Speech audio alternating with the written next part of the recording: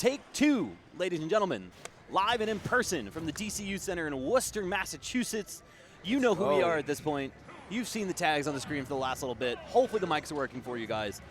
I'm Broza, you're Edmund. Let's do this. Indeed I am, and let's get it started. This is going to be singles pool wave H, which is the first pools here at Shine 2019. Yep, we're going to be starting deep in the alphabet and also deep in the pool listing. Yep. We're going to be looking at H13 and H14 back-to-back for you guys. We're going to be seeing Moonboy Josh, Dark Samus Extraordinaire, California player, you said. Yes. Versus Gnar the Jigglypuff. So, personally, I'll be the first to admit, I don't know the Dark Samus Jigglypuff matchup. Yeah, I'm actually surprised to see Dark Samus on the screen here, because I thought Moonboy Josh was a Falcon player. And that's my notes, and that's my audio right now. So I think we may be being misled along with you, ladies and gentlemen. Turns out our notes are better. I feel, I tried to pull mine up too. I was like, dang, I couldn't get this in time. But it is, in fact, Falcon going on in the background. That is my notes. That is your notes. That is the audio we hear. If it looks like a duck, talks like a duck, and walks like a duck, it's probably Captain Falcon. I'd be willing to put money on that for sure. But so Falcon Puff, a little bit more understood in that matchup, at least I am personally. Yeah. Obviously, with Falcon being like such a combo-heavy character, he's going to want to look for a lot of those. However, with Jigglypuff being a floaty character, it's going to be a little trickier to actually find those conversions. I really feel like it's going to come down to who is the most awake right now. It's 10 a.m. If Gnar is ready for this match and Moonboy isn't, this could prove a little bit difficult. Unless, of course, they've already halfway. Well, no, they don't have a timer on, so this isn't real. Unless they didn't realize that it wasn't a timer. I was like, damn, did we really just start? I mean, this doesn't look like a button check, but we don't have a camera for Gnar. All right, there we go. I speak it into existence. Falcon dittos, though, for button warm-up. Sounds like a good time. Every time someone sees another Falcon on the screen, they're always like inclined to be like, all right, let's do the ditto. It's a call to battle. Yeah. It's like seeing Ganon. You're like, all right. Yeah, it's gotta you think happen. You have a Falcon? Wait till you see my Falcon. That's pretty much exactly it. And at the end of the day, like when you do play that matchup, it's almost not even about who has the better Falcon. It's like who has better fundamentals, who is the better player. Yes. It's definitely a statement to be made. That's a lot of dittos. You're not wrong. You're not wrong. Yeah. But I just feel like it's even more so that way with the Falcon ditto. Characters they're just going explosive. random. All right, we're good. We're chilling. Oh, whoa. Yeah, we're going to back it up, get everything started for you guys. Yeah, get the rules set. They still don't have a timer, huh? Nope. They should know. Hopefully the TOs will hear us.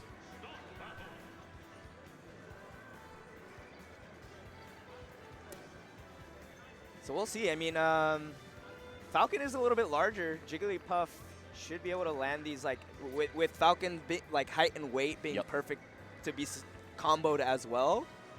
He should be able to find rest conversions much more easily. That's what I'm thinking. That's what I'm thinking. If you have, like I said, it's going to come down to who's ready to play right now. Because Falcon does have a strong combo tree.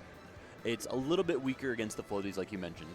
But at the same time, Puff, when given the openings, can come in and really take advantage of Captain Samus. Yeah. No, we are just getting Dark Samus and Jigglypuff. We're idiots. All right. For sure. Well, then. I guess this is a new character of his. I suppose. Yeah. We're going to get started fresh for you guys. We're going to see Dark Samus and Jigglypuff getting it on here. Our first match of the day here at Shine 2019. I definitely like this a little bit better than Falcon.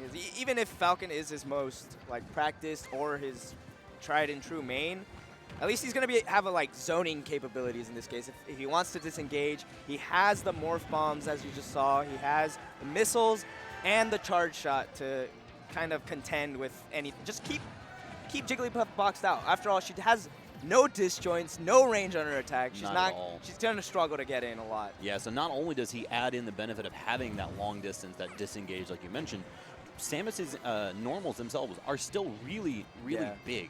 So you're not going to be losing that close quarters advantage as well. That was a nice little jab mix-up into a turnaround grab, tossing Jigglypuff back off the stage. Only a very slight % advantage for Moonboy Josh here. Nice backer to get back onto the stage. Yeah, sometimes you have to let that aggressive option rip. Oh, the immediate parry, but the F-tilt from center, not quite enough. Nearly doing Gnar in right there. Showing just how light Jigglypuff is. That an F-tilt is going to kill from about center stage, that's wild. And you see him going for that up tilt on ledge, expecting not the non-aggressive option in the approach, but the landing back air will close it out. Gnar's got to be careful. I don't know if he was trying to land a parry. It seems like he's very adamant about doing so. So you see that, you saw the attempt at the charge shot into the grab there. I believe if it was a smaller charge shot, he would have been able to confirm that grab a little bit easier. But it's been really interesting to see how well Moonboy has actually converted off these grabs, considering Samus's grab still, like 20 years later, still not the greatest of options for the character. He does have some throw combos at low percents, but a floaty character might change that up. Right. Definitely, In general, I really like the movement off the platforms, though. You've seen him cancel his charge shots as he descends in really great and creative ways. And spacing out these backers, just kind of dancing around in a neutral. Again, with that backer. Up B out of shield is going to be phenomenal for Moonboy. Yep. Anytime he gets hit on shield, that's free damage. I feel like that, like having a good up B out of shield literally raises so many characters up a tier list. And he got the KO. Ooh, okay, Gnar answering right back. Having that great option, having that ability to cancel your shield into a kill option is so good for so many characters. Nice conversion. Oh, there's my those God. jab mix-ups once again. Got so much damage for it. Yeah, he's like, I don't care if you're floaty. Here's 45%. Now, something we haven't really seen too much of is Gnar putting Dark Samus off stage. However, I really like the way that Moonboy is recovering using the morph balls to kind of like drift in and out and avoid getting gimped by Jigglypuff. I mean, that's kind of the difficulty, right? Yeah. Like, Jigglypuff is a pretty linear designed character, and you really have to commit to covering a specific option. And as long as Moonboy can continue to mix that up, it's going to be really difficult for Gnar to really start calling that out. Yeah, I'm really loving the utilization of back air. It's just such a long-range move, possibly one of Samus's longest-range moves. Yep. And it's like Jigglypuff usually wants to space out with her back air.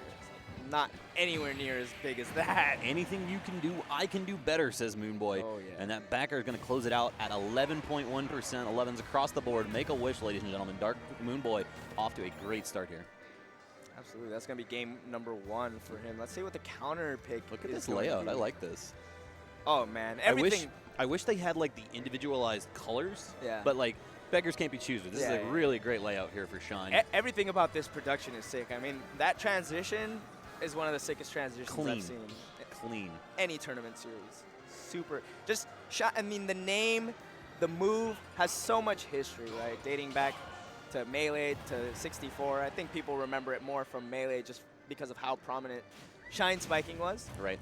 So prominent that people start to do it in this game, in Smash 4, even though it's not as good. Speaking of Shine. Exactly. Character switch, ladies and gentlemen. Fox McCloud takes the stage. I do like this this counter pick a lot better because Fox is such a explosive character, really fast on the ground. He's going to be able to close the distance between him and Moonboy much more easily. Now, the question will come down to how familiar Moonboy is in this matchup. If he is, you're going to see morph balls dropped off the ledge to try to counteract the illusion back to stage or the Firefox. Ooh. It is incredibly strong in this matchup. Very nice conversion there from Gnar. Ooh, the jump in. Gnar hasn't been ready for that. He's done that several times now, just that aggressive option back to ledge. Okay, I'm going to miss the up air, but nice spike onto the stage to follow up on. This is already spelling a quite different script right now for Gnar. Yeah. Nice. Percents are dead even, but at least he's been able to like, oh, okay. Yep. He went way too low. It's a body bot. You get in there, you just kind of get in the way. But cleans it back up, evens it back out, zeros across the board. That's another thing that does really well in this matchup. Fox's rapid jab can cause Samus a lot of problems. The fact that it's frame 2 and just interrupts a lot of her startup, so difficult to deal with. Yeah.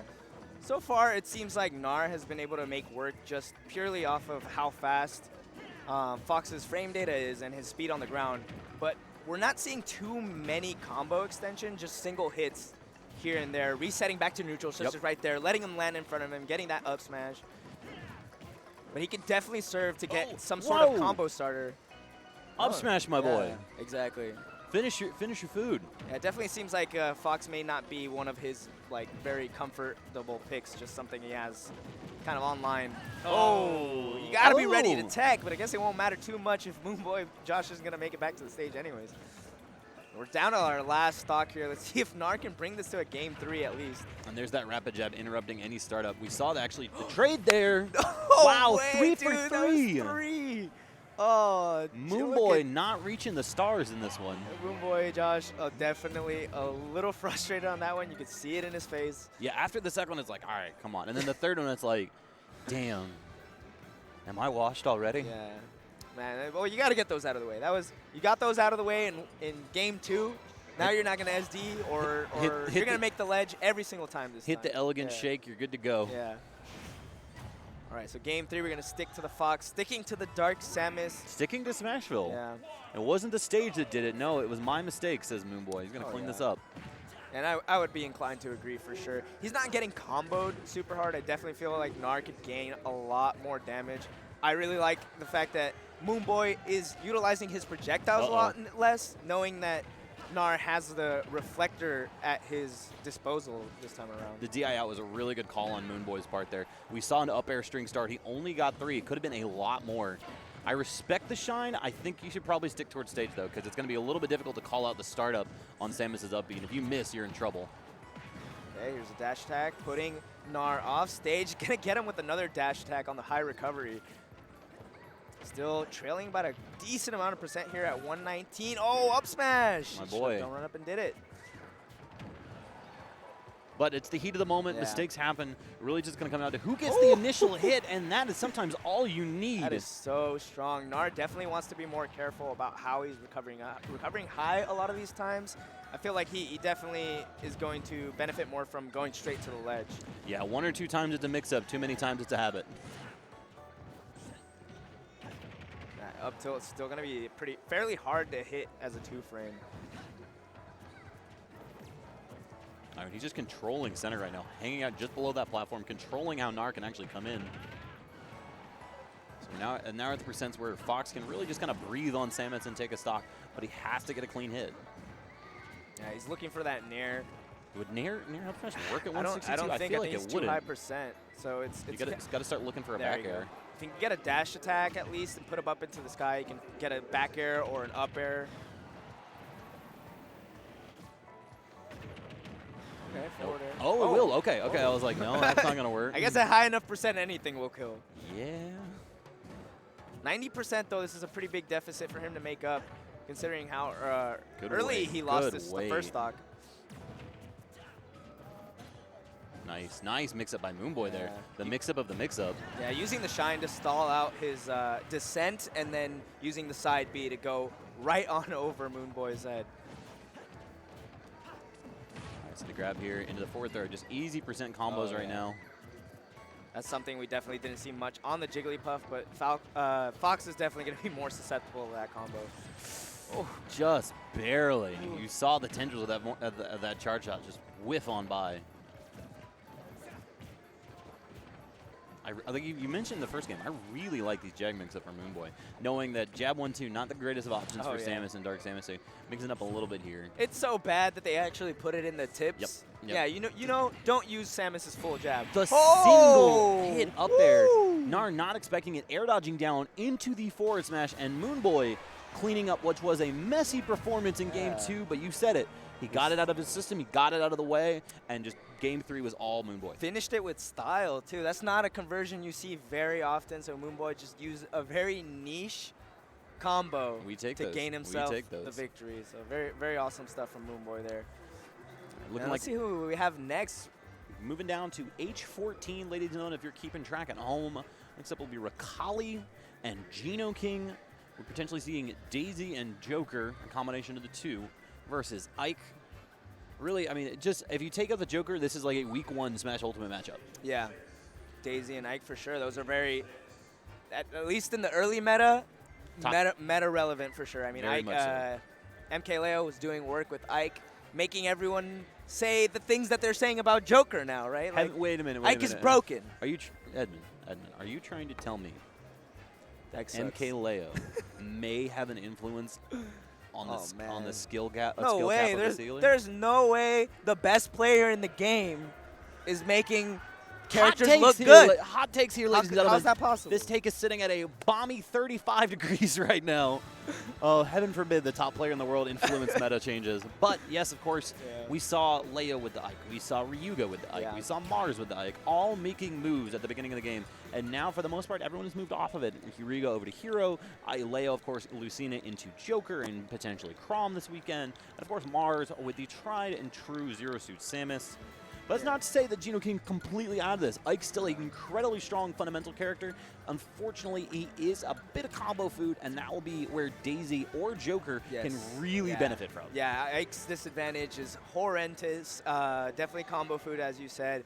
People moved on from the character as they realized that it actually takes a lot of skill. Yep. Fundamental was the word, the key word you mentioned, and MKLeo has tons of that. It really felt like once people figured out how parrying worked around Nair, it's just and Nair. moves at the aerials, it's like, oh. And Nair is all he has. I mean, it's a combo tree that goes straight up, right? There's no branches on this tree. Yeah.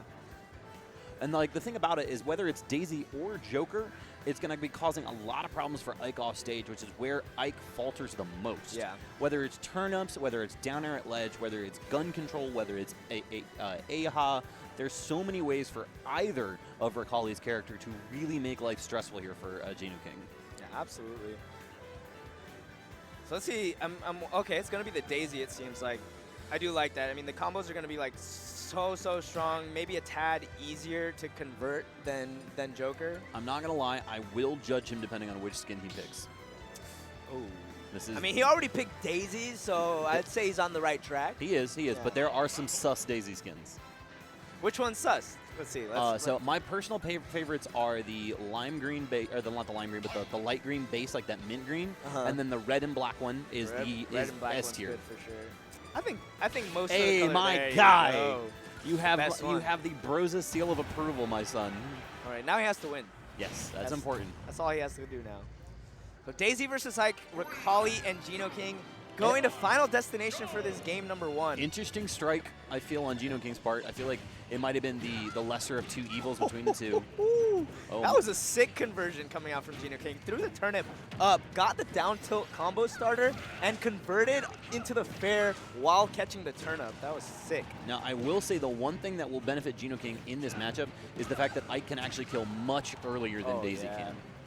Yeah, definitely. As I mentioned earlier, the disadvantage is horrendous. However, it only takes 1 or 2 neutral exchanges to make up the damage that Peach or Daisy can potentially do with so many more buttons. And that's the thing, Rakali's not getting his combo starters. He's getting straight hits right now. Geno King has just completely controlled the first minute here. All right, I don't know what you're doing there, but it worked. Oh, yeah. Oh, just straight up. He caught Rakali sleeping. He's just, you're just going to land on me. I mean, I got this up air for you. If you look at the previous offstage interaction between the two, Rakali didn't really have the most unique of recovery options either. So we saw him come back down and get hit by a down tilt and take an extra 40% for his efforts. True. Let's see if Rakali can make some adjustments right here. Still not yet to find a combo starter. He gets the down tilt into the up air, though. At these like mid-higher percents, it's going to be harder to really get too much damage. Right. You got, I look like 18 or 19 there, which is good for the position that he's at. Now he's going to want to start looking for the kill. And now, nice. Just barely low enough. Really, I feel like Rakali kind of helped him in that, because if he had gone any higher, Toad would have been affected there. Yeah, absolutely. So he was forced to recover low, perfectly spaced to grab that ledge. Something I'd like to see Rakali do is maybe toss the turnip down. I don't think he could have gotten in position in time, but the downwards throw much more effective than the outwards throw against Ike. Oh yeah, you toss the turnip downwards, it's going to prevent a lot of vertical recovery, such as Ike's, to actually make it back to the stage. And if anything, it'll force your opponent to jump or recover high, so you can punish that with another turnip or a fair. You still have to time it well, but it's one of those things that, like, once you start avoiding the armor on Ike's up B, it gets so much easier to guard this character. Up B out of shield. It's going to be a decent amount of damage for Geno King. I'm about to say, that's not Chrom, but that's still an easy 15% for that up B. Down tilt. There's that up air again, man. Rakali just got sleeping. Yeah, we're not at the percents where that stuff's going to combo or get any sits there. It's literally just him going, you're going to come down with a button, and I'm going to simply outspace you. Ooh, charging an F smash by the ledge here. Definitely will do the trick at this percent. This looks like month 1 of Ultimate. Just nair it. Oh my the God. tech! Yo, onto the stitch face. Hold on. see if he can make some use of it. Just going to toss it right out, not going to get any sort of damage. Listen, Ricali, you may end up losing that match, but you hit that tech. Oh, yeah. Yeah, I mean, lose the match, but at least you didn't get put to shame. Yeah, you're not on Reddit in the morning, so that's something. Yeah. Geno King says, all right, you got one. I'm not going to give you another one. I'm going to keep trying till I get this. Oh, there it is, the up tilt. He's coming down with buttons every time. Yeah, every single time. I really want to see Ricali just fade back and focus on either going to the ledge or landing on the stage. I was just about to say, if he makes the switch off to go for the slightly more defensive option, we see the Kalos pick too. I like that. That would be a really good chance for him to really just disengage, to stop the pressure. Yeah. FD, a big stage on its own right. Kalos slightly bigger as far as like side to side going, so you're gonna have a little more space to simply pull turn-ups, compose yourself, think about what you want to do. The blast zones are also a lot bigger, and he's gonna have these side platforms to actually land on instead of landing directly in front of Geno King, as we've seen before. All right, got something going. 40, 44. All right. Definitely looks like he woke up a little bit. Be careful. The fair on shield, not the safest, but Geno King didn't punish for it. Ooh. Jesus. He is not shy about that forward smash. Absolutely not. I mean, he's kind of just recognizing how Ricali is playing, and he feels like he can afford a few, or like one or two just super hard reads or YOLO F smashes. Put the fear in Ricali's heart. I will say that's going to be the one detriment for this matchup specifically. The fact that Geno King can now really just let the side B rip however he feels like. He can go to ledge, he can go to platform, he can overshoot. And Pichu just isn't going to be fast enough to chase that down. Yeah, overall, I think this is a pretty good stage for Ike still, even though he may not have the platform extensions that he has on other stages. He's going to live a longer time, and Peach is still light. Yeah. And we didn't see him actually hit that combo in game one that he says, I still have this, don't worry, and lets that rip there. The Nair up air is still so good for Ike. Air dodging in the ledge, just prolonging his life a little bit longer. Not going to survive the second forward air, though. You're going to see that same conversion a lot at the early percent Nair into the up tilt. It's going to set Ike perfectly for more juggles with the uppers, and we saw him get 2 or 3 of those afterwards. He's like, have you seen the size of Ragnall? Have you seen my Claymore? It's massive. What a unit. Good fair there, and we're at even percents right now. Ricali doing an excellent job in this game compared to the first one, not letting Geno King really run away with this in the beginning. However, the pressure right now, Geno King just empty hopping in his face, going, please, I'm begging you, push a button in front of me. He's definitely looking for these Nair to back air conversions. Nothing seems to be true at this percent, but he's just swinging his sword. Yep, that's all it takes. Ricali can't do much about it. Oh, okay, he's went gone. Yeah, about to say he should have just dropped that on the platform. Nice. Ricali's showing signs of life here, finally taking a lead in this set. But can he take the game still? He's already dangerous, 148. Oh.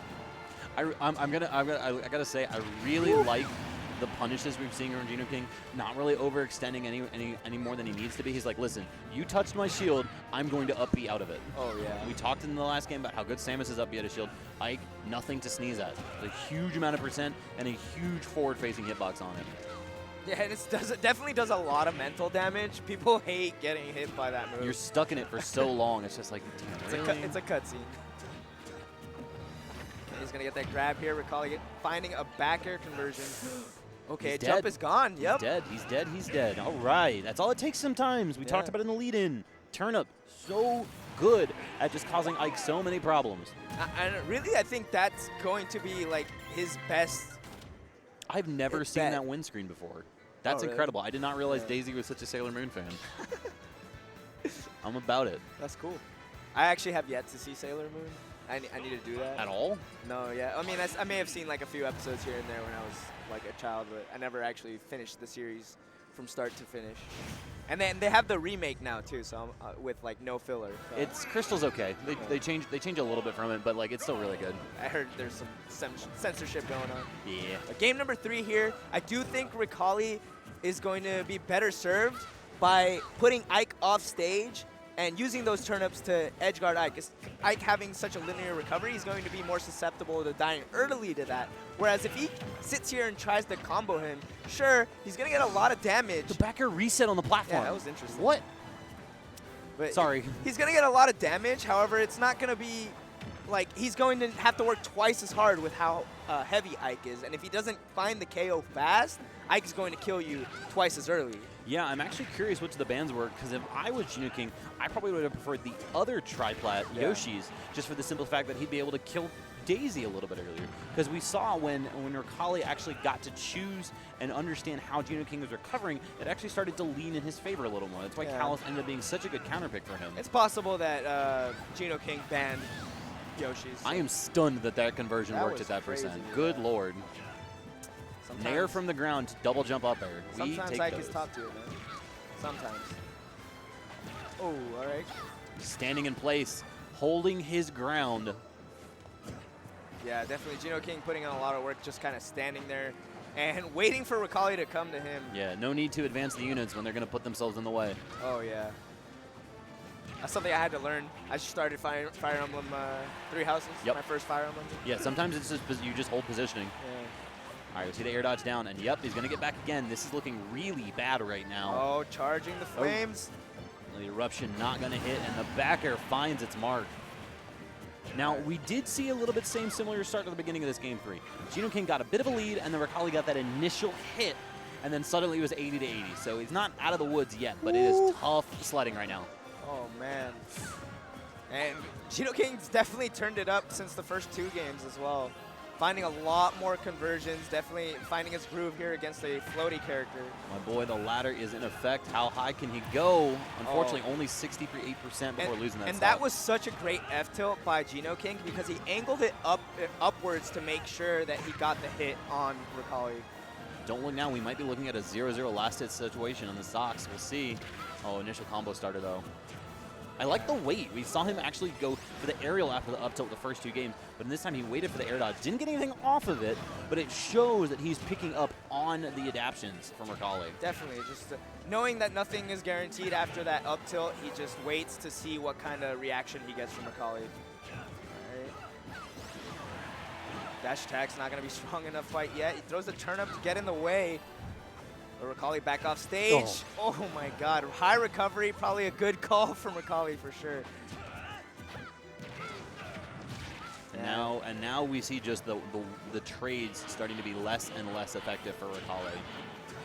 Good air dodge, but how much is it going to be worth to him? He's got to close the stock. Yup. Okay. Oh, okay. I'm actually surprised to see that kill on Battlefield as early as it did. Yeah. He was at 179 after the hit, but come on, it's like... All right, good initial hits here. 34. Uh-oh. The one time he didn't push a button, Geno King was ready. Say, buttons or no buttons, I'm coming for you. I'm still going to hit you. Taste my blade, says Geno King there. And I believe that's going to be... No, actually, no, that wouldn't be the case. I thought for a second that we might be seeing our lower seeds on the player 2 side. Looking at our next match coming up, that's not the case. So that might actually be as seeded, and it was still a close match regardless. Yeah. So looks like the next 2 players that we're going to have are from Pool H4. That's going to be Denki, a Ness player, versus... The man with the greatest tag in Smash. Yeah, dude. This man blew up last year for simply having this tag and has grown as a player since then. Ladies and gentlemen, I'm talking about John Fortnite Kennedy. I was mad when I saw this in the pools because I was like, how am I supposed to find this guy? Like, oh, yeah. You search Fortnite. First of all, John Kennedy and Fortnite. So you're getting search results for a lot of different stuff. You're just like, what? A lot of different stuff. But no, Spacey main extraordinaire, mostly focusing on the Falco at this point. As we see in the notes in front of us and the notes that we've compiled. He is from New England, so he's from this region, I believe. He's that boy. Yeah. He blew up last year. Yeah, according to my notes, I've seen him play Samus, Palu, and Falco. The notes here is he's going to be going Falco for you guys, Linda. Our first secondary Spacey, Falco Lombardi. So did he blow up for his name? Yes. Or did he take some names? He did well at Shine last year, if I recall correctly, but it was mostly the tag of like, holy crap, this guy's got a great tag. Because like he went to stream one time and then suddenly it was just over. It was just like, oh, that's the greatest tag I've heard in a while. Yeah, that's really good. I hope he does a Fortnite. You know, I would prefer if he didn't, but I'm old, so. No, I don't play Fortnite. I've never touched Fortnite. I mean, there's a ton of money in it, so I probably should. But what's funny is like you look at like string theory and alternate realities. I moved out of North Carolina. before Fortnite came out and blew up. I lived within 2 miles of Epic Games. Damn. I lived down the road from it. I'm just like, damn. If I had stuck around and like gotten in touch with some of the event production guys there, could be in a really different track right now. Yeah. I could be making a lot more money. Yeah. Like just a lot. But here we are. Yeah, but I mean, in a way, spot. I'm glad that didn't happen because Right. now you're here commentating with me. And, Of course, of course. Something I've always wanted. I love Smash. Don't get me wrong. I recognize the fact that we make a certain amount of money. We do this for the passion. Other games make a certain other amount of money. Yeah. And that other amount of money is like other, because it's a lot. Yeah, we definitely do this for passion, not for pay. We're here. Working our way towards the pay. Exactly. Yeah. Exactly. When ESPN starts calling for casters, they'll be like, hey, you're not going to hire me, but here's my resume regardless. But yeah, so Ness. Gotta shoot your shot. Ness Falco. Yeah.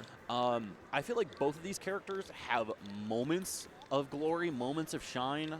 A little bit of polish on each one. It really just depends on how well they're playing, whether it's best Ness or whether we're seeing. There's another Ness that I'm blanking on. There's Gaku from Japan. Yes. There's American. I know Lumbre from SoCal, who is unranked but definitely an up and coming player. He's a top Ness in my book. I'm an idiot. Foe. Of course. So there are This is the dawn Nesses of doing time. it, and there's also Falco's doing it. Yes. So I'm really curious to see who's got their combo game down. I know Fortnite Kennedy is going to. I believe this is actually the 2-3 matchup, if I remember correctly. No, actually. So the 1 seed in this pool was Puppet, and then the 3rd seed was going to be CFL's own Schrader, but I don't believe he made it out to this tournament. So this might be Denki benefiting from the fact that the 3rd seed was not there, but this is going to either be round 1 or round 2 of winners. So we're gonna get another best of 3. I think best of 5s happen at what, like top 128? I believe yeah, that's what I heard. dude, that's massive. Very early, but we're going to see a lot, as Tasty Steve said, a lot of good FGC today, a lot of good Smash.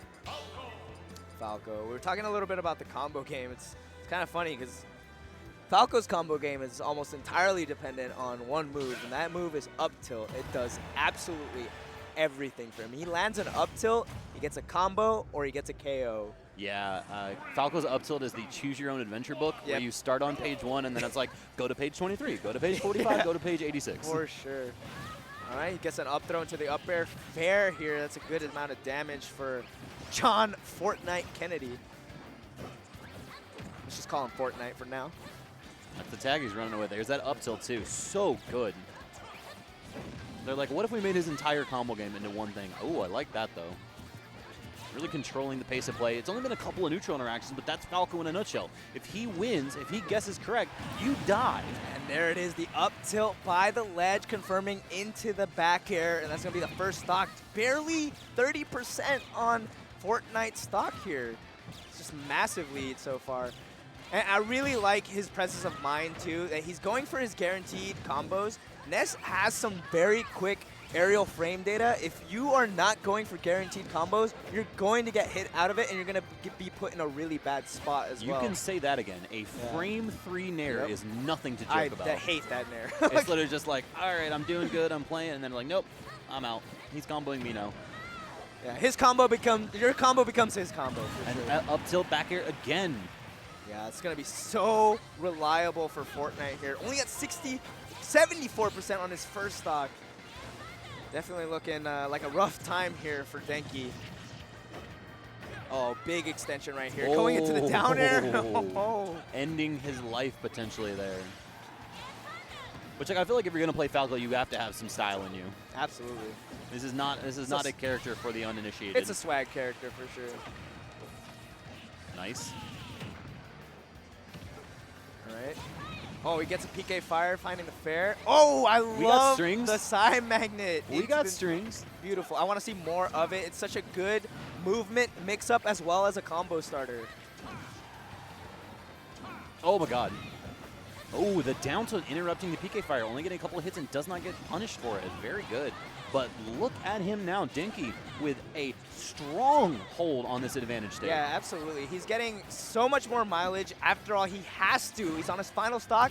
That back throw is going to do it. We're down to our last stocks for both players at 120%. He has to play super patient. All right. Perfect to a T. Oh, getting some health back off of that flying. That's something he's going to want to look for a lot more. Oh! A well-timed spot dodge from Fortnite there. JFK, calm down.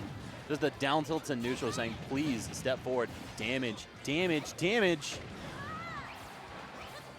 He's going to want to be careful. Any stray hit from Falco, a down tilt even, will take the down KO. tilt will explode the small sidekick child. Can he get the Oh, recovery? Yes. With the fair.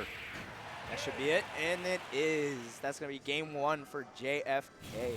But Denki is building that all-important momentum. That was all John Fortnite Kennedy game 1. That was all JFK. Oh, the first 2 stocks, entirely. I would have said he was getting 3 stocked, but he brought that all the way back, and that's crucial, right? Especially for his own mentality and to send a message to JFK. Had he been 3 stock, JFK would have been feeling it way too much going into game 2, probably would have steamrolled him again. But the fact that Denki was able to bring that back, showing JFK that he needs to put a little bit more respect on this Ness. For sure, for sure. We're going to see the interesting platform layouts that Town and City does bring to the table here. See how Denki can actually get these combos extensions. Man, I love oh it. my god, that was so dangerous. Dude, he was trying to end his life. And he did the Shine combo again. That Psy Magnet for Ness is practically a new age Shine. It's sick. And it's huge is the other thing. We're starting to see a lot more of the PK Thunder in this game, which I'm loving. It's such a good tool to harass your opponent from a distance. You really don't need to engage your opponents. My man has been all about that up tilt life. Oh yeah, it's everything. It's literally it's a Swiss Army knife. Okay, running towards Denki, gonna get hit by the Nair. Oh, there it is. Yep. Just unfortunate position there. Couldn't cancel the PK Thunder fast enough. And the scary part about that up tilt is that it confirms into that back air at such a late percent too. He was past 120 for sure. Yeah, I mean you said it. It's the Swiss Army knife. It's the can opener. It's the small letter knife. It does everything you needed to do and more. Nice. Spot dodging through the dash attack attempt or the grab attempt. Getting an up tilt, and that's going to take the KO. Very unorthodox option, but at a high enough percent, you're going to need to look for those kinds of options. Nice double jump, but without the resource. Makes it back down to the ground. Not going to take too much for it, but gets the second one. Stop pushing buttons, my boy. Just get down. Oh, he's going to have a hard time, though. Oh, he air dodged super low. Oh, he can make it back? Nice. Oh, that was so unfortunate. Ugh, you hate to see it. That's tragic. He should have made it back. Someone should fix that. Hey, Sakurai, you need to fix that. I'm fine with Ness staying back. I'll give him ideas. You're right. I'm sorry. No bias. But I really want to see how Denki can bring this back after we know he's capable of doing so. Just an unfortunate stock loss there. It's going to be tricky, though, when he's above Falco. Falco has such an amazing jump, actually the best double jump and single jump in the game. So he can go up deep into those top blast zones to chase his opponents down. My boy has the ups. Oh, yeah. He's got hops for sure. There's that PK Thunder once again. Going to shoot it out again. Oh, landing just in time before being able to connect the tail into himself and get the PK Rocket.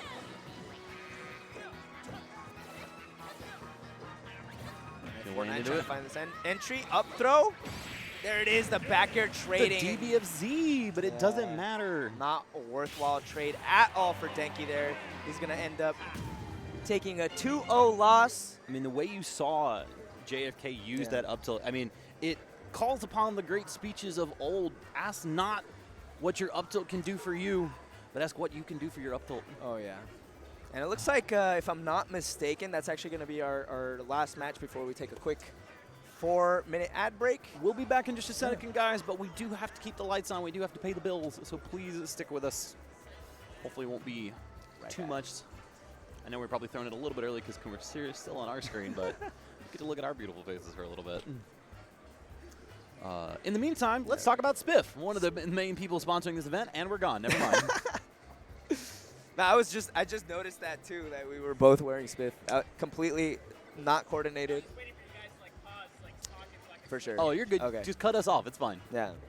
No, I literally have like half of their stock at this point. Oh yeah. I have the Shenron? the Akira jacket.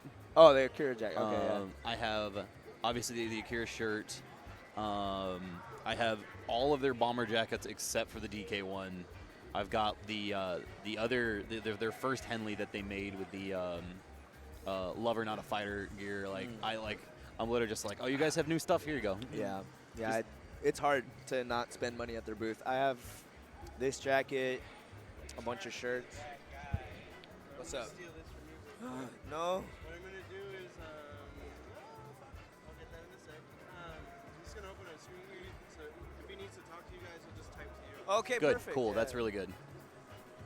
Dude, I literally, like, Main Chase is going to be cool. I'm glad they hired me, but literally all I wanted to go for was the roast. Literally what?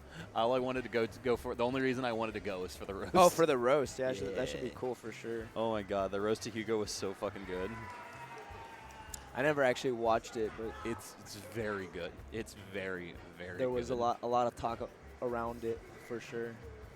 I was genuinely impressed at how good the writing was for that. Yeah, I need a. I'm sure the VOD is up on YouTube or something. Oh, right? absolutely. Yeah. Absolutely. No, it's like a solid that out. hour and a half. Like, they did a really good job at the writing on that. Yeah, I'm just not super like involved with Melee or like follow the scene too much. I know who these people are. Right. But there's still going to be some in-jokes that might miss. They're just gonna go right over my head. I am definitely a student of the history of Melee. I love watching Melee. Yeah, I grew up playing Melee. Like that was my main game. That was my first Smash game. Yeah. Well, I played 64, but I never owned it. And The funny thing was my first game was actually 4, and then like I just kind of worked my way backwards with studying.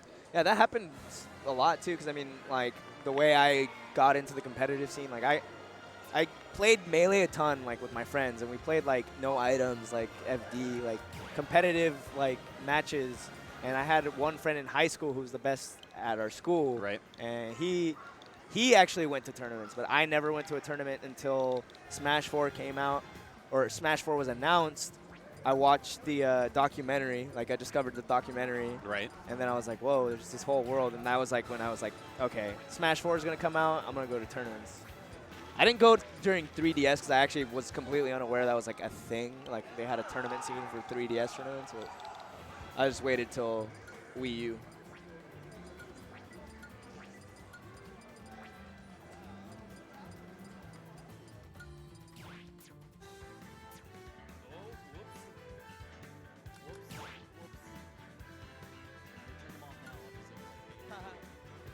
We didn't say anything. I did. What? I said the F word. Stop battle!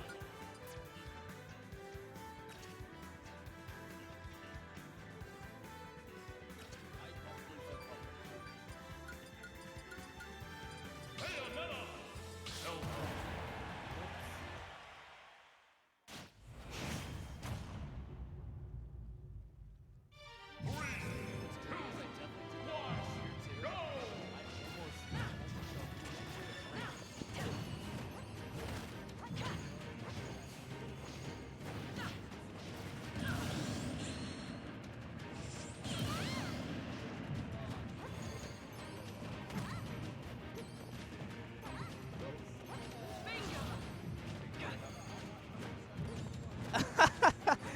Welcome back, everyone, to Shine 2019. Of course, I'm Thunder Gaming Edmund, and this is Broza.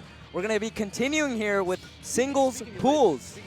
Speaking of which, congratulations on that, by the way. Oh, thank you so much, I man. really am impressed by just how many people they've picked up for along the sure, way. They're yeah. literally just like, all right, what if we just pick up everyone? Everybody. Yeah, I'm definitely like blessed and honored to be among the people who are on this team. I mean, they have Vicky Kitty, Vish. Those are the commentators, and they have phenomenal players too. MVD, Mute Ace, K9 West Balls, K9. Ginger. Yep. So many good ones. I'm actually Bear's on the team just picked now. up Bear as Yeah. as the ultimate TO. But no, I'm actually looking to make it out there for the Panda Global event. I'll Been see you there. Chatting with Josh, hopefully get that set up and be out there and joining you. But yeah, did not know the mics were live during breaks, guys. It's my bad. Sorry. Whoops. We're totally wholesome here. You didn't hear anything. But it looks like we have our next match queued up here. It's going to be Riot, the Zelda, and Insomniac of Bayonetta.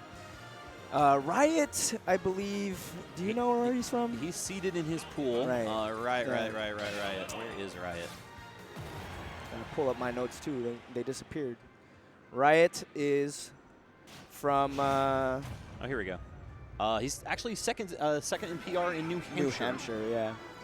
And Insomniac is from South Jersey, it looks like. I did not have that note, so I'm glad you did.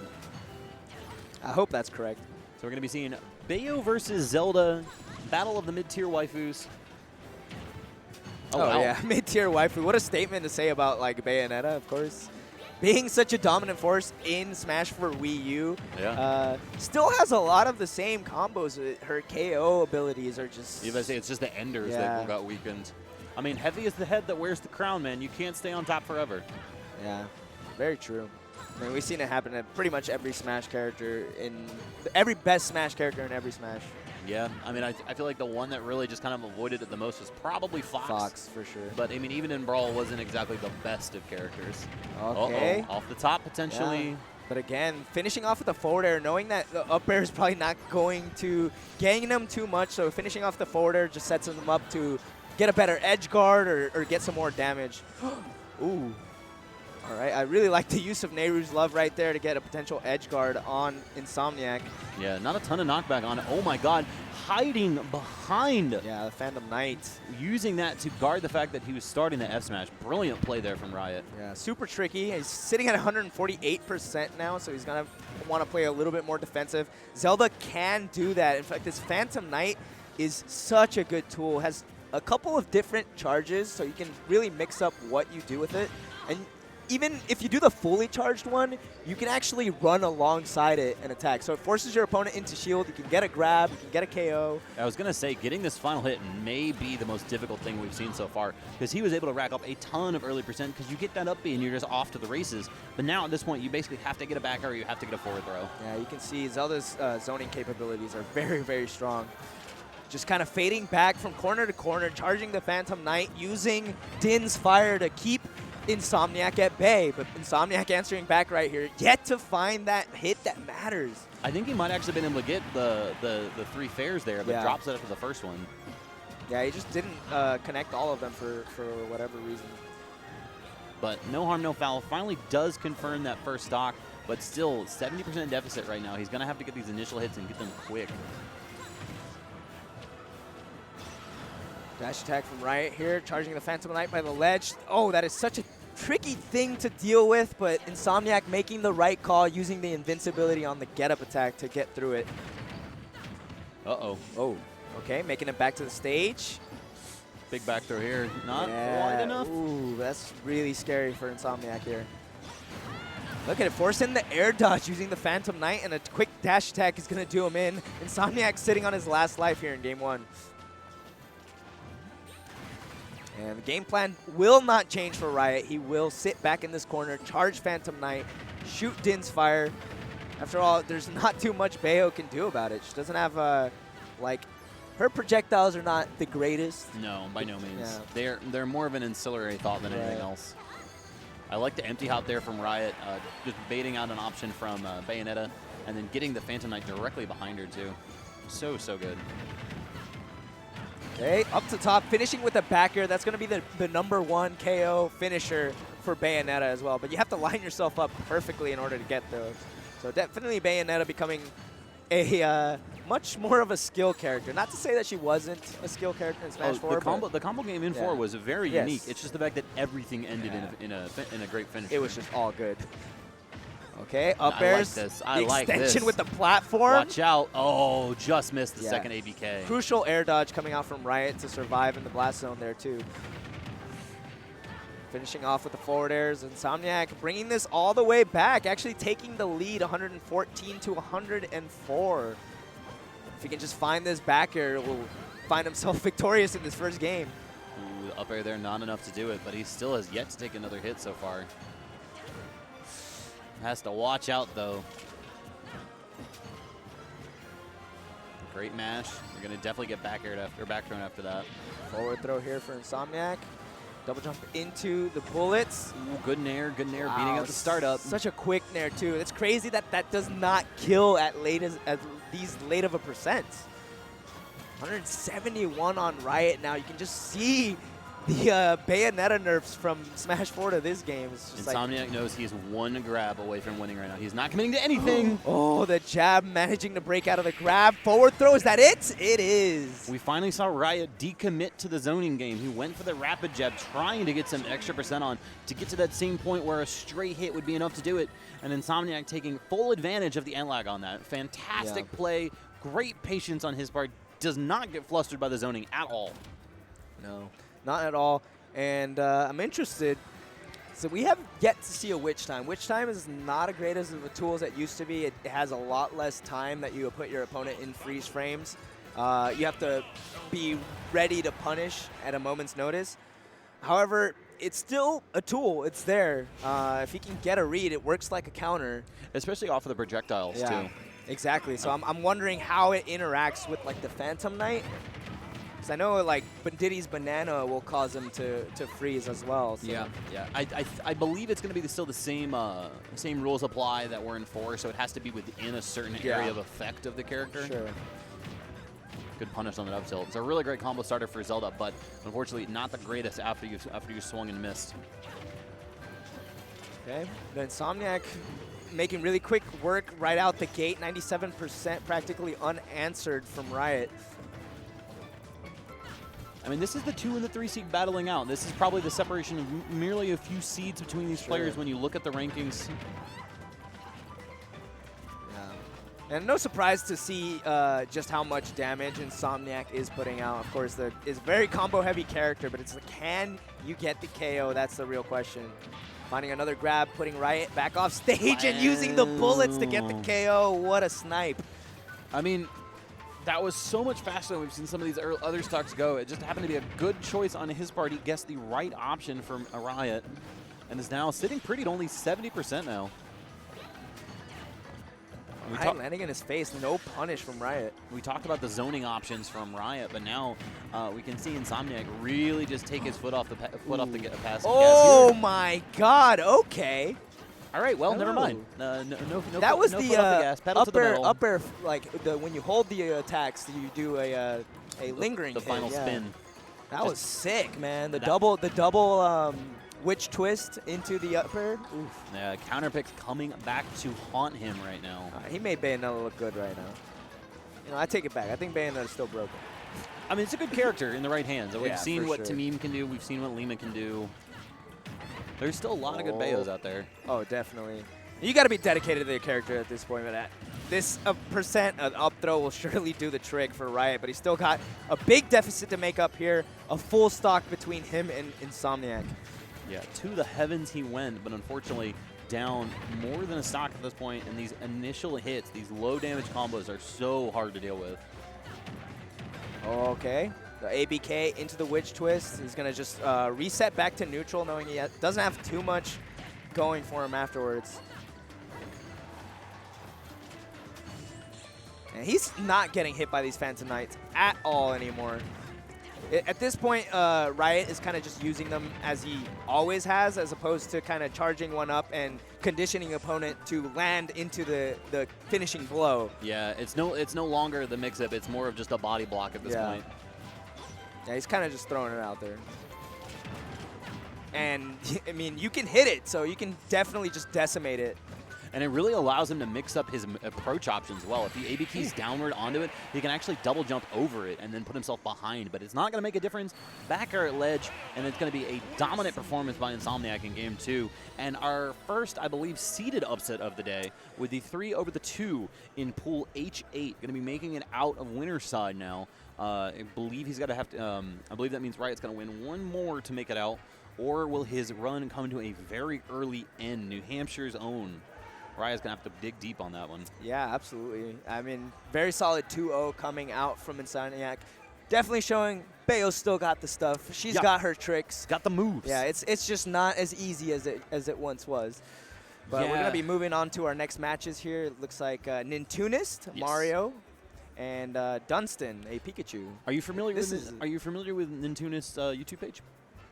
No. This man puts out some high quality content. I'm talking like hundreds of thousands of views on Oh, his videos. wow, that's this man sick. puts out just information across the board and also quite a stellar commentator from the tri-state area. This man does it all. Nice. So I'm excited to see him playing here. This is a winners qualifier match. It is. So This is going to be the H5, or it's going to be Nintunis was the 3 seed, which means there was an I don't believe Dunstan was in that initial description, but I will double check. I am excited to see this matchup though. This is This a very is the 2 and the 3 actually. This is a very classic matchup. Mario versus Pikachu. So Dunstan, the 7th ranked player in the Montreal PR, Nintunis in his own right, a quality player in his own.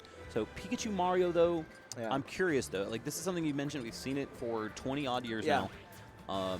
I feel like the Rats do a good job against Mario, but we'll see how Nintendo's mix up a little bit of those defensive options. Yeah, I mean, historically in Smash 4, the Rats definitely hated Mario because Up smash. up smash, and because of Pikachu wanting to quick attack a lot, that quick attack actually extends his hurt box. If you pause during any frame of that quick attack, you'll see a very elongated, stretched out Pikachu, and all of that is his hurt box. Yes. So you can just kind of read a quick attack and throw out up smash, and there he goes, you're dead. Yep. But Up smash, not the same move it once was. yeah. A little bit older, a little bit wiser, but a lot less invincible. For sure, and its hitbox has been reduced as well. It does have a dead zone on the front now. Yes. Um, And which is not a terrible thing because like in 4 it literally was just like whoosh.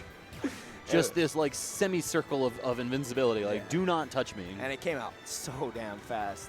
But Pikachu also a much different character this time around. Some people would argue he's a contender for best in the game. I think you'd have to like talk to He's up there. Esam for He's there. up there. He's like in the, depending on who you ask, Yeah. top 5, top 10. I feel like 15. he's top 5. Yeah. I feel like he's top 5. Definitely certain really good. arguments can convince me of top 3, but it's one of those things. It's like on paper compared to reality, right? Yeah. We haven't truly seen it yet. Whether it is Esam or Captain L, or even Void now picking up Pikachu as well. You have Rydia and Tachyon in Florida. We have a ton of representation, but we just don't have the results yet. We saw Yeah. Esam at the beginning of the game, of course, top-hitting Genesis, winning Battle of BC. Or no, was it Battle of BC? Won a Canadian event early. Don't park on the grass. Don't park on the grass. Don't park on the grass. Him and MBD are constantly in grand finals at a ton of events that they attend, but we just haven't seen it Yeah. yet, right? Yeah, and of course Pikachu did get some changes from Smash 4. Namely, his neutral air was changed from his traditional neutral air to a Mewtwo-esque neutral air. I think that will certainly benefit Pikachu overall, and especially in this matchup, because he's going to be able to get more conversions off of his Nair. Yep. And it's a pretty safe move. He can combo into it, and he's going to be able to rack up more damage on Mario, which is definitely going to make a world of difference for Pikachu. I like these up air starters from Nintunist, really extending these just the best way possible. Okay, you can see after Dunstan's taking a fair amount of damage here, he's at 78%. What a read, dude! He caught him with the up air, or with the down air, excuse me, out of his quick attack. My boy's like, I have been studying the tape. I know what you're going for. Yeah, absolutely. And I will say that's going to be the one detriment of Pikachu. We've seen a ton of strings from him right now, but he only has 57%. The damage output just isn't there compared to a lot of characters. Oh my God. A little bit of oomph on that, and that'll do it. Sub 100% on the KO. Yeah, that was kind of a precarious forward air right there. But Nintunis had the up smash at the ready. Yeah, especially with the Mario's back to you like that. Yeah. You have to know that he's waiting for that anti-air. Yeah, when Mario's back is to you, you definitely have to play more cautiously, as he's got back air at the ready. He's got up smash at the ready. Forward smash by the ledge here for Dunstan, though. He's going to pull back into this game, not taking too much damage. Huh. Yeah, I mean, we saw him losing the stock wall. Nintendo's only sitting at 50%, but cleans it up and now takes a bit of a lead here. Yeah, like the falling back air. He pops him towards the ledge. Not going to connect the forward smash, unfortunately. Okay. Catching another forward smash here by the ledge. I want to note, Nintunis has gone high almost every time, trying to even avoid interacting with the Thunder Jolt or the potential down air. You got to know Dunstan's going to be looking at that as well. No jump here. Yeah, he's got to be careful. He is burning his double jump very early when he's off stage. And that's something that Pikachu can definitely capitalize on. With a phenomenal recovery, he can always go out there, throw a hitbox, and get the Gimp. Goodbye. Oh, is that it? No, it's not. 72% still pretty early. I had the percents mixed up. Yeah, I'm sorry. I was looking. I was like, damn, he's at 100 and he lived. I think even at 100% with proper DI, you should be able to live a little bit longer. There it is again. He double jumped into the Thunder Jolt. And that's going to cost him his life. With Dunstan only at 87% right now. Quick attack to the center stage. That's such a phenomenal tool. I mean, quick attack, we've talked a lot about moves that just do it all. Quick attack is one of those moves that racks up damage. When you go through your opponent, you can get off the ledge for free. It basically is a get out of jail free option. You can approach and you can also retreat. Yeah. It does everything you want it and more. Good grab there off the up tilt. And very few characters, I mean, I would say no other character has the ability to recover that Pikachu does. There's an up smash. Best recovery in the game for free. Not only that, but like at the ledge, right, where everyone else only has a limited amount of options when they're at the ledge, is to jump, to do a get up attack. Pikachu can jump off, literally teleport. quick attack to the stage, like without the end lag either. Okay, he gets a grab right here. Ooh, unsafe fair on shield is going to cost them big damage with a platform extension, taking him off the top. We have seen momentum shift so quickly back and forth between these players. Dunstan with a good lead in stock 2. Oh my God! Brilliant, my boy! Oh, absolutely. No, he died. Dang. He died. I thought he got the down air. I also thought he got the down air. It was Mario, so he got the Gimp because Mario was definitely not making it back, but apparently... it looked like a brilliant play. Yeah, it was the right call. Nintunis threw his hands up as if to say, really, that's how I died. Yeah, that is unfortunate. Dunstan, wow, it's overplayed, it's hackneyed, but you hate to see it. Yeah, absolutely. But he's got to shake that off right now. I mean, he had the play. The game was in his hands. He's just got to have that in mind and go into this game as if nothing happened. And just that's the only way he's going to be able to maintain his composure and secure this second game, pull himself into game 3. Yeah, I mean, man's PR'd for a reason. He's 2 seed for a reason in his pool. Going to have to compose himself. And Nintunis would love to add this to his already stellar resume, though. Uh-oh. Early up B, there's the down air. Yeah, just going to get a percent advantage at that point. You're not going to kill with that. Yeah, it doesn't quite spike the way, does Pikachu's down air have a spike? Yeah, right. It's just kind of a tight hitbox. Got him with a sour box. And a quick evening of percents, despite the fact that Dunstan started off incredibly strong, still finding himself at a deficit. That is the lack of attack power we talked about. Pikachu can get as many hits as he wants, can put you through a cutscene in his own right, but just you'll come out of the cutscene with much less percent. Oh, what a read on Dunstan's landing here. I'm sorry, Nintunden's landing. Dunstan getting the KO with forward smash. Yeah, both of these players have had really aggressive come-ins. Like, they've been coming in with hitboxes every time. And when you've seen the individuals like take that step back and try to punish that, it's come off to a great success. Okay, yeah. Dunstan's Nintunden's trying to hit this up smash, but Dunstan not going to let him have any of that. There's another forward smash. Yeah, Nintunis needs to be careful about how he lands. He keeps landing right in front of him, and Pikachu just fading out to the side and getting those forward smashes in. Even if they don't KO, they're putting Mario in an unfavorable position, either off stage or allowing Pikachu to just follow up. I like the down tilt strings. Can mix it up a little bit, whether you go for the jab block or just another down tilt once you read the option. All right. There's another forward smash. Still not going to be enough. Center stage seems to be the play here. Up smash. Oh my God! It didn't come out. I thought it was too. Yeah. It's just not fast enough. Yeah, that dash attack is a very quick burst option as well, and it's a kill move. Yeah, it's a very great tool. Pikachu not without his own wealth of glory for sure.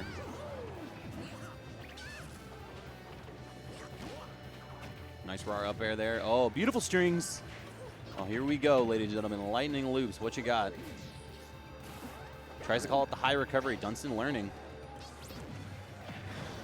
Okay, I like the nair to break out of that combo. No guaranteed stuff for Dunstan here. Yeah, Dunstan really just playing with house money at this point.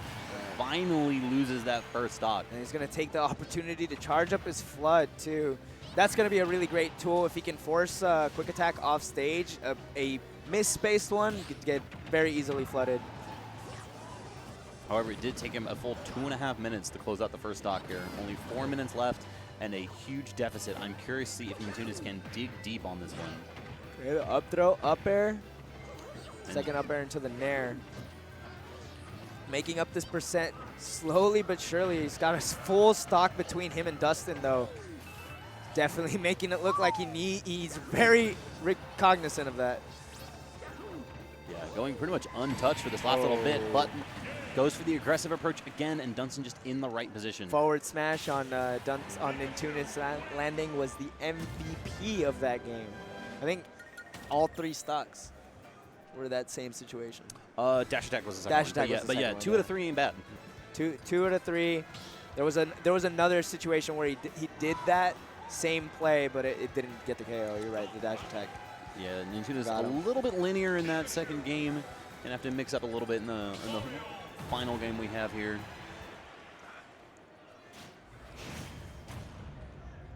Okay, game number 3. After all, Dunstan did SD on that last stock, game 1. So he definitely showed, okay, this is my real potential here. Right. This is what you have to deal with now. I'm upset, I'm annoyed, but I'm going to take it out on you rather than take it out on me. Yeah, keep it in the game, for sure.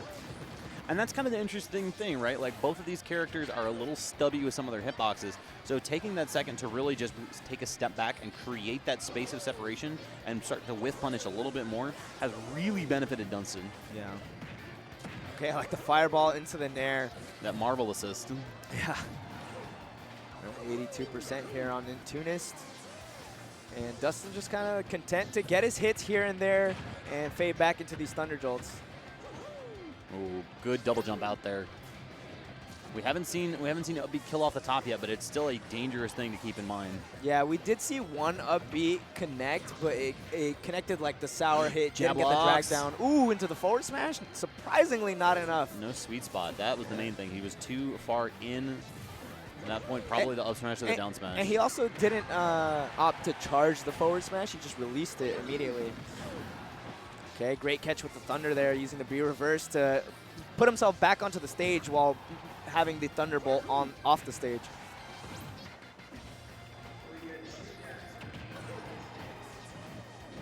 Ooh, good dash attack, but that's going to cost him here. Yeah, is that going to be the KO? In fact, it is. Okay, massive turnaround here for Nintunis.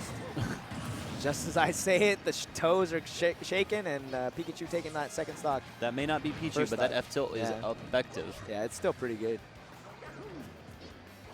I like the approach with the down airs. Using it to just kind of space in and out, weaving out of the airspace. Nintunis is starting to take that page where he just takes a step back and starts punishing a little bit more rather than just pushing forward. Yeah. Ooh, what a conversion. The back air into the dash, up air, taking him coast to coast. But like, listen, the fans on the left haven't seen as much at Pokemon Stadium. Let's give them a good view. Been a little bit risky with these dash attacks. We've seen that as an option a few times now, and Nintunis has been mostly ready. Okay, back to center stage. That's crazy. I mean, only Pikachu can go for an edge guard like that, completely whiff, and then regain the center stage, right? Be like, I didn't whiff, you whiffed. Let's get up air there.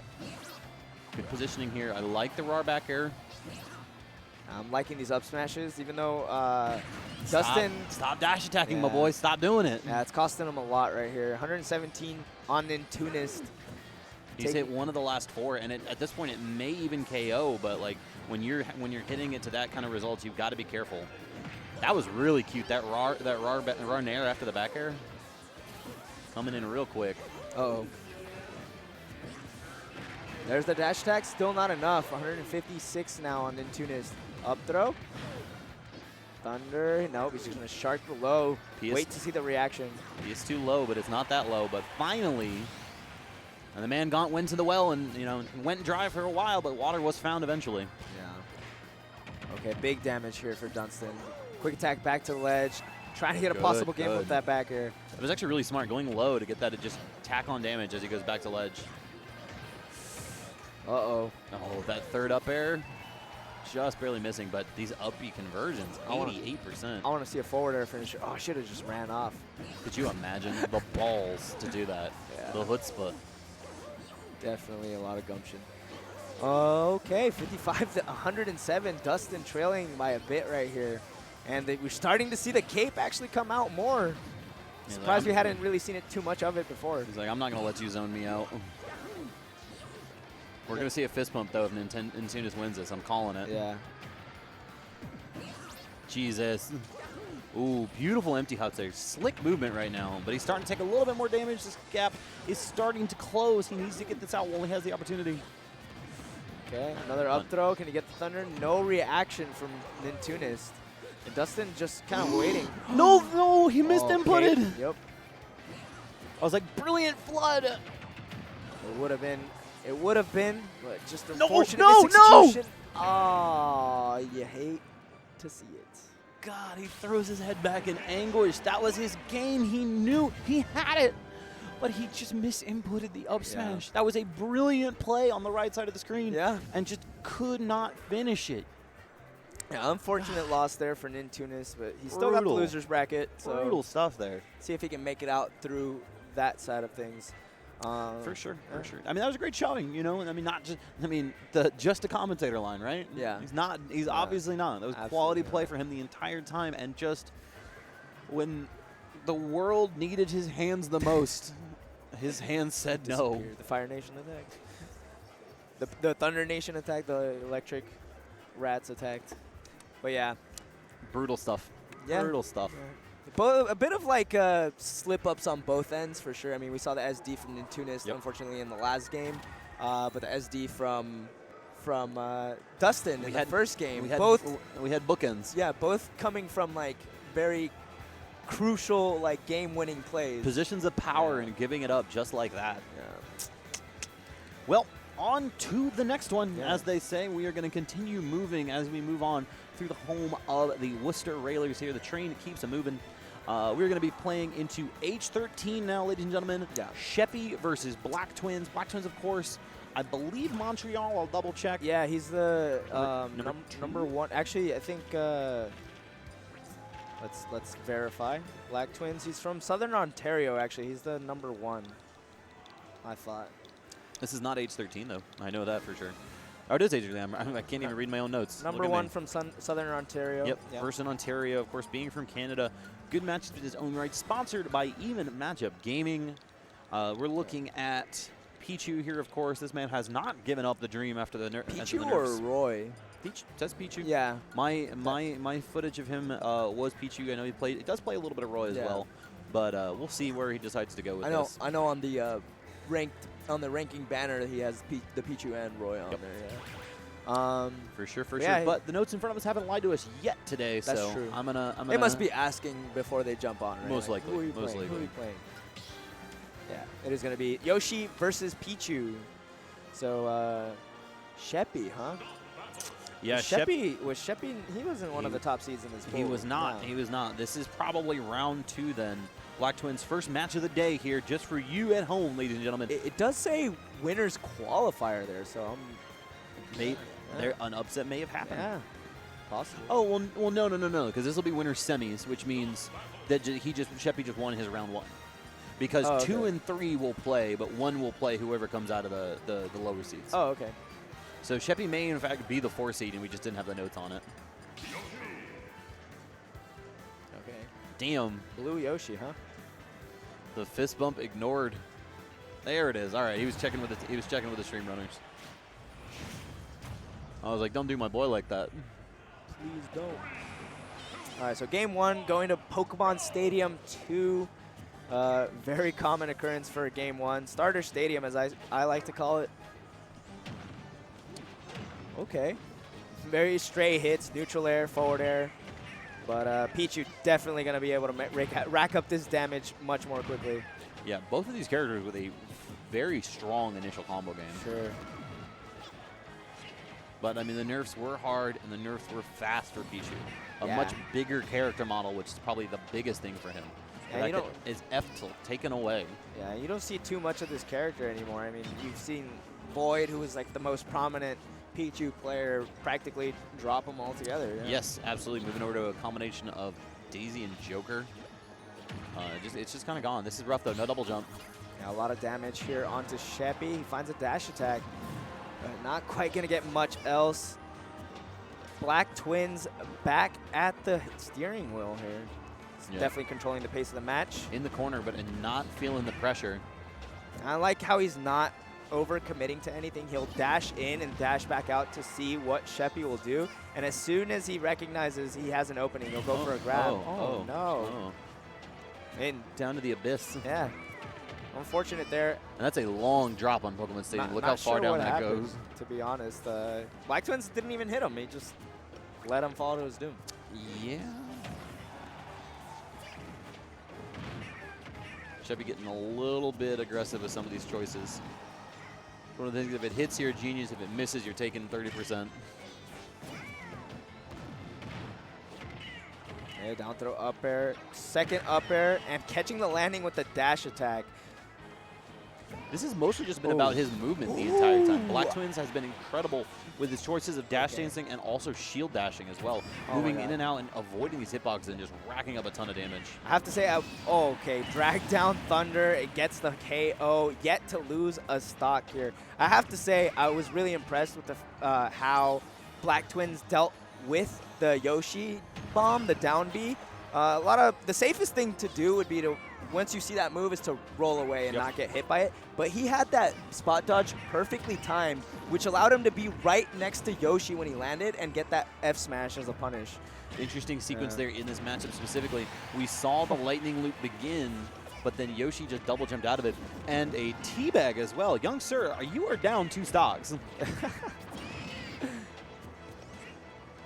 Like, I understand the SFAT taunt of getting yourself psyched back up and ready for the match, but take it easy there. Let's use the in-game taunts. Uh-oh. Yep. Oh, down smash. That should be enough. Yep. He tried to do that in stock 1, and Sheppy actually managed to make it just to ledge before the down smash started. But he tried to go to ledge there, or started to go to stage there, and landed on top of him. And Black Twin said, "No, sir. No, sir. Goodbye." No, indeed. All right, I'm so digging that jacket though. That is clean. that is a cool jacket. Is that like his sponsor? What is that? No, actually, because it sponsors EMG, which is EMG, black yeah. and white, black and gold, I think. That's clean, and That's some very kind of cool. Drake-styled shirt on there as well. I think it's the Get on My Level shirt. Oh, that is that. Yeah, you're right. All right, so Yoshi's story here as a counter pick. From one home field advantage to another. Yeah, Sheppy was like, okay, I lost because you were on your stage, so I'm gonna take you to my stage, and I'm gonna go the OG Yoshi too. Color counter pick is real. Unfortunately, we do see Black Twins with the focus band on, powered up and ready to go as Pichu. My God, let it stop. Please let him breathe. Not Down again, smash. not again. Yep. Stop doing it. Oh my God, and he had that wound up, charging that for a full second. Oh, big damage right here. Black Twins definitely turning up the aggression now. Combo video time. Using the Thunder to combo break as well.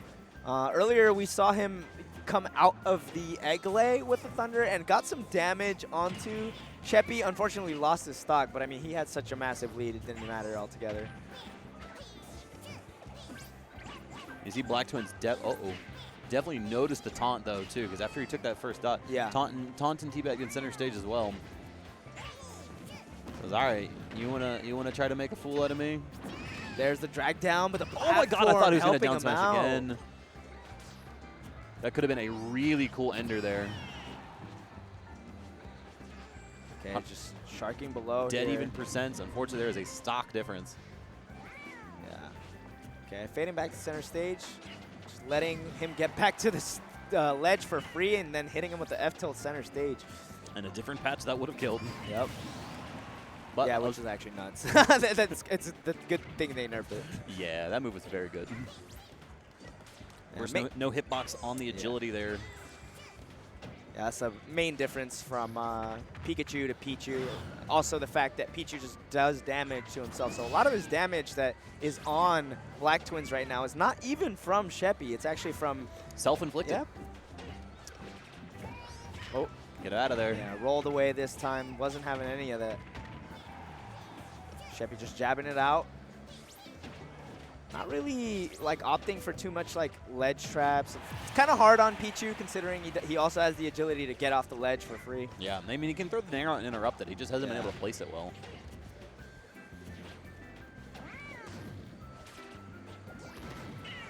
Okay, the landing fair, putting Sheppy off stage. There's that armor. I haven't really seen it play into effect too much. I love the the up tilts and stereo there. Okay, the down smash not connecting, but such little end lag allowing him to throw out a jab before Black Twins can have an answer back. Back throw here.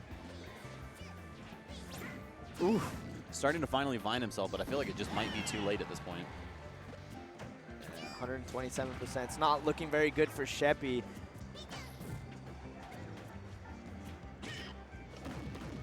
It's going to be an up throw. Yep.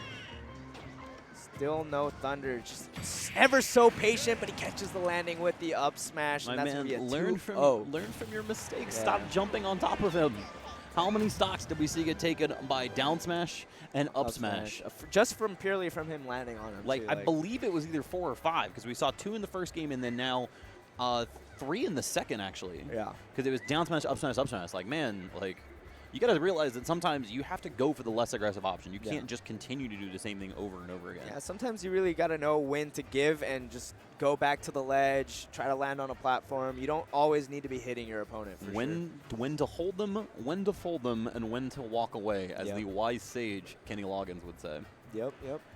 So that was good showing for Black Twins. As you would expect, the top seed in his pool. For sure. #1 in his region, one of the best players from Canada.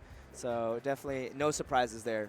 Pichu still a very good character, just not a broken character. The rough part, it wasn't even like a taunt to get bodied. It was just a taunt to get suffocated. Yep. Like, Black Twins literally was like, we're going to play my game, my style, and that is it. But, ladies and gentlemen, we are going to be cutting to a brief ad. This time I know that the mics are live, so I won't have any slip-ups. But we'll be back in just a second. You guys enjoy this quick little video package.